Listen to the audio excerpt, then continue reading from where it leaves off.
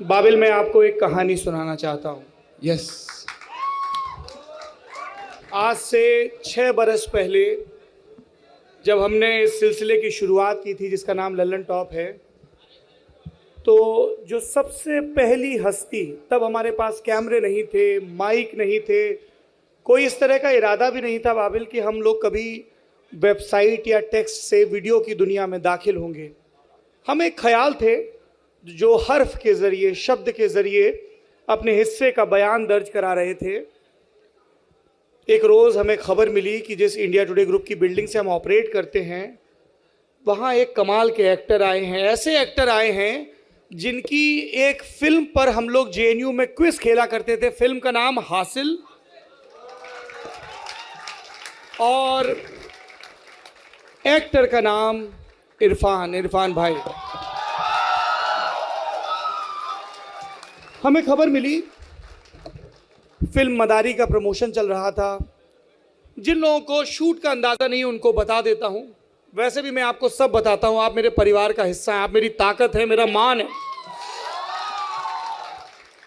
इरफान भाई पैनल पर बैठे थे, अपने हिस्से की ज़रूरी किस्म की मुठभेड़ कर रहे थे कट्टरपंथ के साथ, और पीसीआर में आपकी माँ बैठी हुई थी, सुतापा मैम। मैंने जाके उनको बताया, बहुत झिझकते हुए। छोटी सी वेबसाइट, 7-8 लोग काम करते थे। मैंने कहा, मैम नमस्ते, मेरा नाम सौरभ है, हम लोग एक छोटी सी वेबसाइट चलाते हैं लल्लन टॉप के नाम से, और इरफान भाई के काम के बहुत बड़े फ़ैन हैं। सुतापा मैम का, इरफान भाई की पत्नी का, बाबिल की माँ का जवाब था, हाँ हाँ हम जानते हैं इरफान आपको बहुत पढ़ते हैं, बहुत सराहते हैं। बाबिल, वो हमारी ज़िंदगी का, हमारी लल्लन टॉप ज़िंदगी का पहला इनाम था। इरफान भाई हमारे न्यूज़ रूम में आए, उन्होंने बात की, उसके बाद भी सिलसिला चलता रहा। मुझे पता है कि दुख हमें बहुत अकेला करता है, बहुत पर्सनल होता है, बहुत व्यक्तिगत होता है, पर इरफान भाई के जाने का दुख जितना व्यक्तिगत था उतना ही सामूहिक था। मुझे नहीं पता था कि कभी मैं तुमसे स्टेज पर इस तरह से मुखातिब होकर अपने हिस्से का बयान दर्ज कराऊंगा लल्लन टॉप की ऑडियंस के सामने।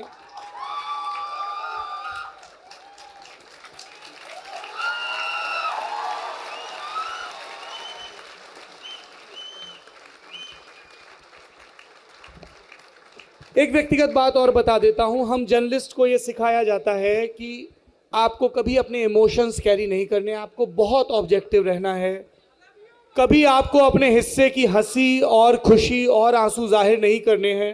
रजत सेन कहाँ पे हैं? अमितेश कहाँ पर हैं? प्लीज़ कम। ये हमारे प्रोडक्शन हेड हैं रजत, और वो हमारे डिप्टी प्रोडक्शन हेड हैं अमितेश। कोविड का पहला फेज़ था, हमें पता था कि दुनिया अपनी धुरी पर घूमना नहीं रुक रही है। हिंदुस्तान को भले ही एक सरकारी फरमान और एक हेल्थ इमरजेंसी के ज़रिए अपने घरों में रुकना पड़ रहा है, लेकिन जर्नलिस्ट के तौर पर हमारी जिम्मेदारी है कि हम लगातार आपको आपके हिस्से की खबरें पहुंचाते रहें।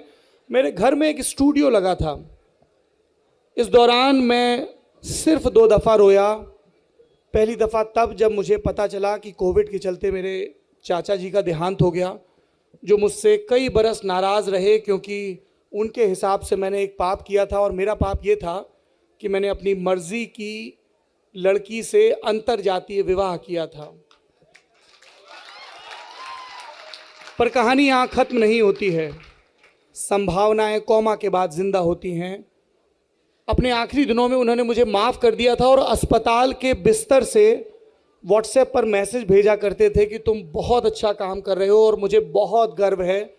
लेकिन मैं अपने हिस्से का सम्मान उन्हें नहीं दिखा पाया। और दूसरी बार, हमारा पूरा घर पर बना हुआ स्टूडियो फफक फफक के तब रोया था जब हमें खबर मिली कि इरफान भाई नहीं है। मुझे पता है कि एक ऐसे मंच पर जहां लगातार चीयर हो रहा है, एक फिल्म का प्रमोशन हो रहा है, सब अपने अपने हिस्से की खुशी यहां से लेकर जाना चाहते हैं, पर मुझे ज़रूरी लगा कि आपको बताया जाए कि इन रोशनियों के बीच जो आपको चकाचौंध चेहरे नज़र आते हैं, जो पर्दे पर नज़र आने की वजह से आपको कभी कभी दिव्य लगते हैं, अद्भुत लगते हैं, उनके भी दुख होते हैं, उनकी भी पीड़ाएं होती हैं।